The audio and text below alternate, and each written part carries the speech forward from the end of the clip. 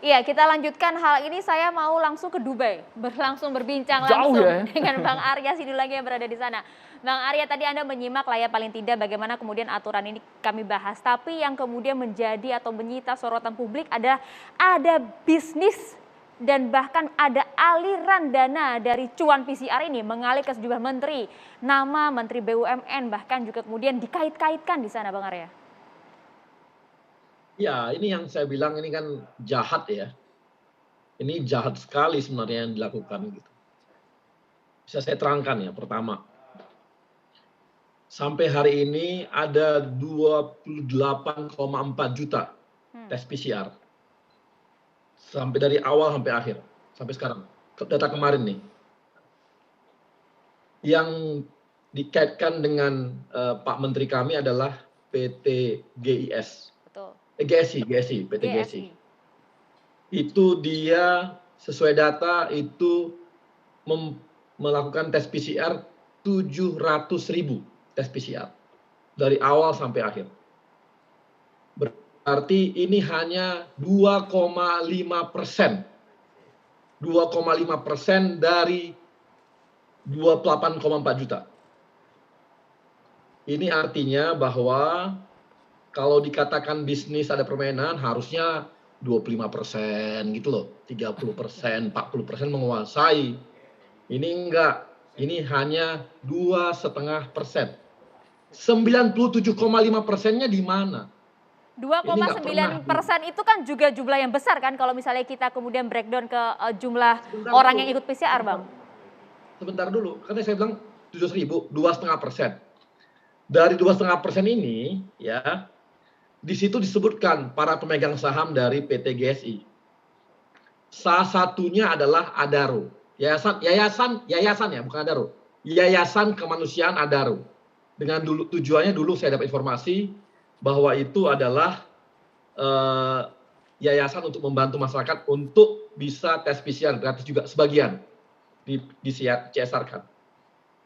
Sahamnya Yayasan Adaro itu hanya 6%. Bayangkan dari 2,5% hanya 6% sahamnya Yayasan Adaro. Itu yayasan ya, bukan perusahaan. Nah, kemudian ini dikaitkan dengan Pak Erick Thohir. Ini terlalu kecil gitu loh. Kecil banget gitu loh. Kalau memang permainan, ini kecil sekali. Nggak mungkin. Untuk apa bagi Pak Erick Thohir bermain-main seperti ini? Hanya 6% loh. Udah. Kemudian, Pak Erick itu udah nggak aktif lagi di perusahaan Adaro maupun di perusahaan, di yayasannya tersebut. Sejak beliau jadi menteri. Tapi karena ada yayasan Adaro disebutkan, langsung dikaitkan ke Pak Erick Thohir, ada permen dan sebagainya. Kalau memang main, masa sekecil itu gitu loh. Ini kan ngada gitu. Padahal tujuannya lain gitu. Ya. Tujuannya apa, Dan Bang Said? Ya. Nah, kemudian ya, bagi kami BUMN, tes PCR ini kan, maaf kata, agak merugikan kami. Ruginya di mana? Loh, Garuda susah tuh, sedikit penumpangnya. Angkasa Pura sedikit, yang ke sana rugi semua ini. Kereta api sedikit, gara-gara ini semua. Hotel-hotel kami ini sedikit, gara-gara itu semua. Jadi banyak sekali bisnis di BUMN ini yang ruginya jauh gitu. Jadi kalau dibandingkan yang kecil itu, yang hanya 2,5%, kemudian 6%-nya di situ, kecil banget dibandingkan kerugian perusahaan kami gitu, BUMN ini gitu. Kami dirugikan juga, kami agak sedikit tidak diuntungkan lah dengan kebijakan PCR ini. Bang Arya, artinya bayangkan ketika Garuda kita kondisinya seperti ini, tiba-tiba ada tes PCR lagi. Bang Arya, artinya pemerintah tidak mengambil keuntungan sedikit pun. Menteri BUMN tidak meraup keuntungan dari bisnis PCR yang tadi nilainya Anda sebutkan sangat kecil sekali. Ya, kalau cari keuntungan nggak seperti itu mainnya. Oke. Terlalu kecil. Nah, makanya saya bilang, kenapa yang 97,5% nggak dibuka? Yang puluhan juta itu kok nggak dibuka? Kok nggak ada? Nggak ada yang peduli gitu loh. Lebih asik yang bermainnya hal-hal kecil, sepele, yang jadi nggak fokus. Padahal kalau memang mau meneliti dan sebagainya itu, teliti aja 97,5% itu. nggak pernah dilakukan gitu. Mas Agustinus komentarnya Ini sebelum kayaknya ke harus Bang dijawab Said dulu langsung, ini. dijelaskan juga Mas Agustinus. Kemana itu yang jumlah besarnya itu Mas Agustinus? Jadi saya perlu sampaikan dulu mengenai apa sih yang sedang kita bicarakan ini. Jadi kita pertama prinsip negara ini mau dibawa kemana, mau diselenggarakan seperti apa. Kalau dalam pikiran saya ada 3 hal penting ya, soal good governance, soal transparansi, dan soal partisipasi publik. 3 prinsip ini kita nggak bisa main-main. Bagi pemerintah ini seharusnya menjadi perhatian karena ini menyangkut kredibilitas. Kredibilitas artinya kebisaan dipercaya. Kalau rakyat sudah tidak bisa dipercaya, tidak bisa mempercayai pemerintah sendiri, itu bahaya. Itu prinsip sebelum kita bicara yang teknis. Yang kedua, kita langsung masuk ke soal bisnis PCR. Jadi tadi memang saya sudah mendengar apa yang disampaikan oleh Pak Arya ya. Tapi saya mau bilang begini, pertama, ini bisnis berkaitan dengan PT GSI ya. Kita tidak usah berargumen yang rumit, badan hukumnya saja perseroan terbatas. Perseroan terbatas itu persekutuan modal deh. Persekutuan modal berdasarkan perjanjian para pihak, beroperasi berdasarkan modal dasar yang terbagi atas saham-saham. Tujuan PT dibentuk adalah mencari laba. Itu undang-undang yang mengatur Basisnya ya. Profit. Nah ini yang mau saya cermati ya, saya kritisi. Jadi sebelum ini ramai soal bisnis PCR ini, 1 atau 2 hari sebelumnya saya itu menulis di status itu keheranan saya, kok bisa harga PCR Presiden Jokowi meminta turun dari 900 dia minta jadi 300. Tapi kalau kita bertabayun ini kan hal baik dong. Kemudian Presiden kita mendengar suara masyarakat yang kemudian kesusahan, terseok-seok dengan adanya aturan PCR dengan harga yang cukup mahal Makanya di sebelumnya. paragraf pertama saya katakan, jika Presiden Jokowi bisa menurunkan, meminta turun sampai 300, mengapa dia tidak menurunkan 0? Satu Gratis saya dong, tanya. Mas. Faktor-faktor apa yang membentuk harga PCR itu dari 900.000, 475.000, 300.000, 275.000. Tapi Anda berani sekali Mas menyebutkan nama perusahaan, kemudian nama keterkaitan juga Menko Kemaritiman dan Investasi. Ini kan nggak main-main tudingan Nama-nama keterlibatan besar yang mereka Anda ini. Ini sebutkan. penting. Soal peristilahan. Dalam semua publikasi saya tidak menyatakan menggunakan kata bermain ya. Sama seperti laporan Tempo, saya menggunakan istilah terafiliasi atau setidak-tidaknya ada kaitannya. Makanya saya rinci. Kenapa ada kaitannya? Sumber saya adalah akta PT. Nah, makanya saya katakan begini, pada tulisan terbaru, sebetulnya menjelaskan persoalan ini sederhana. Kita bicara soal kronologi dan etika. Ingat, saya catat tuh pada 10 Februari 2020, Menko Marifest, Bapak Luhut, ya kan, dia berkata di Batam, ketika ditanya soal dugaan melonjaknya kasus di Batam, kata dia, corona, mobil corona, kata dia, sudah pergi sambil bercanda. Itu Februari.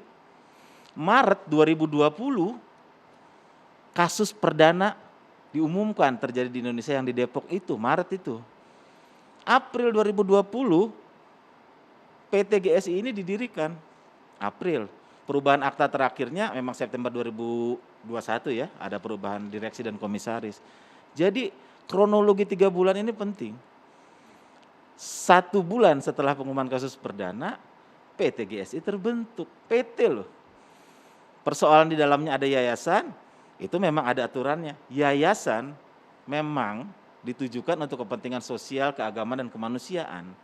Dan yayasan memang betul boleh melakukan penyertaan modal dalam suatu unit usaha ya, maksimal 25% dari nilai kekayaan yayasan. Siapa saja Mas bisa disebutkan kembali yang terlibat dalam PT yang mengadakan tes PCR ini? Nah, keberatan saya terhadap posisi Menko Marifest itu adalah posisi dia ini sebagai penyelenggara negara. Satu nama ini saja berarti Iya, ya? saya juga tahu ada pemain lain selain GSI ya, yang di bisnis ini ada Prodia, ada Bu Mame ya, Budiman Maju Megah Farmasi yang di mana-mana. Saya tahu. Tapi kita kenapa harus fokus sama Menko Marifest adalah beliau penyelenggara negara. Dia harus bertindak atas kepentingan seluruh masyarakat. Bukan hanya kepentingan 3 pengusaha yang menjadi yayasan ini nih. Siapa? 1, Yayasan North Star Group. Yang saya tulis memang dikendalikan ya oleh, orang juga tahu North Star Group itu Patrick Waluyo. Saudara Patrick Waluyo. Terus yang kedua Adaro. Itu yayasannya memang faktanya adalah Boy Thohir, kakaknya Menteri BUMN, dia memang memegang 6% saham dan presiden direktur. Terus yang berikutnya adalah Indika Energi. Memang Indika Energi sahamnya di PT GSI memang yang paling besar ya, 30-an persen. Tapi poinnya bukan di situ. Poinnya adalah Penyelenggara negara ini diikat oleh aturan formal dan juga etika. Dia tidak bisa serampangan seperti warga negara biasa. Itu Oke. poin saya. Iya. Saya Kita- tidak menuding. Kita perlu dengarkan juga Silakan, tanggapan. Bang Bang Arya. Arya silakan. Ini ya, pertama itu yayasan ya yang Pak Erick Thohir udah nggak ada lagi di sana ya, dan dia itu tadi cuma 6%, dan dia itu udah ada lama yayasan tersebut, bukan baru dibentuk gitu ya. Artinya Pak Erick Thohir itu tidak ada kaitan dan nggak ada lah hubungannya. Yang pertama. Yang kedua, kalau tadi misalnya negara atau pemerintah mewajibkan rakyatnya untuk dites PCR oleh GSI, itu juga itu jadi faktor tertentu. Tapi ini nggak ada juga, rakyat juga bebas milih di mana-mana. Nggak ada paksaan terhadap itu gitu. Nggak ada paksaan. Apalagi kalau ini menyangkutkan dengan Pak Erick Thohir yang jauh banget gitu. Udah saya katakan, coba dihitung aja berapa keuntungan dari yayasan tersebut. Hitunglah dari 6% tersebut dengan dibagi dan sebagainya. Bandingkan dengan beratnya hidup yang kami tanggung di BUMN. Bagaimana Garuda beratnya bagaimana? Mungkin Anda nggak tahu bagaimana beratnya Garuda. Anda kan nggak tahu itu. Beratnya kereta api. Poinnya Anda bukan nggak tahu 30% loh turun. sebentar. Beratnya Angkasa Pura itu lebih berat. Dibandingkan itu kecil banget beban yang harus kami tanggung. Ya. Ditanggung oleh Pak Erick untuk Ini menanggulangi begini. permasalahan itu. Ini kecil bos. Poinnya Itu begini. sepele. Poinnya begini. Jadi sepele banget yang Anda bilang itu gitu loh. Bukan, Coba Anda bukan. buka dong 97,5%. Sebentar, kita sebentar, dengarkan dulu, sebentar. Bang Arya. Kita Jangan-jangan dengarkan. Anda ikut bermain. Jangan-jangan Anda bermain di 97,5% itu. Sebentar. Ini mencurigakan. Jadi Anda alihkan isu ke yang 2,5% dan Anda tutupi yang 97,5%. Begini. Ini jangan-jangan Anda ikut bermain. Saya tidak pernah berbicara tentang angka sampai sejauh ini ya, sampai detik ini. Saya bicara prinsip pemerintahan yang baik, Sama, etika saya juga politik. prinsip, Pak. Begini, Saya juga prinsip. sebentar. Ini bukan masalah angka. Anda bilang Pak Erick tidak punya kepentingan, sudah tidak mengurusi. Kita nggak bicara itu. Ini cuma 6%. Apalagi tadi Anda saya catat, ini bahaya sekali. Kalau mau main katanya, kalau mau main, masa sekecil itu? Apakah Anda main yang besar? Kan logikanya seperti itu. Maksudnya bukan gini begitu. Mas, Anda jangan gitu, Anda jangan pelintir. Bukan, Anda ngomong kalau mau main, Anda gini, Anda boleh melintir. diputar. Maksudnya adalah kalau Anda tuduh seperti itu permainan, kok nggak tanggung-tanggung gitu loh maksudnya. ya, oke. Jadi jangan melintir. Oke. Maksud saya Sekarang begitu. begini, soal Jadi Mas, saham malah saya ya. jadi curiga bahwa Anda menutupi 97% yang Anda tahu itu. Ya Anda buktikan mengalihkan kalau saya isu menutupi ke itu yang ya 2,5%. buktikan. Kenapa Anda nggak buka 97,5% itu? Sebenarnya besar saya loh itu. tahu begini, Bu Mami. Anda nggak pernah buka. Anda saya nggak pernah buka buka. sekarang di sini. Budiman Kita dengarkan dulu, Bang Arya. Sekarang dibuka. Ya, Budiman Megah, saya hingga hari ini ya, saya lihat, saya ada aktanya Budiman Megah Maju Farmasi. Apakah dia ada kaitan dengan ini? Dengan apa namanya penyelenggara negara? Fokus saya penyelenggara negara. Saya tidak menuding langsung saudara Erick Thohir ya, bukan. Begini Loh, itu sebentar. Anda tulis loh. Sebentar. Anda tulis loh Erick Thohir. Tadi itu ada tulis. Tapi Erick saya Thohir bilang aja. bermain enggak. Dengarkan Anda dulu tulis loh, penjelasan Erick Thohir saya, di situ. dengarkan dulu. Bang Anda Arya, tulis loh. Sebentar, Kita dengarkan sebentar. penjelasan dari Ini Agustinus penting, dulu, Bang Arya. ini penting ya.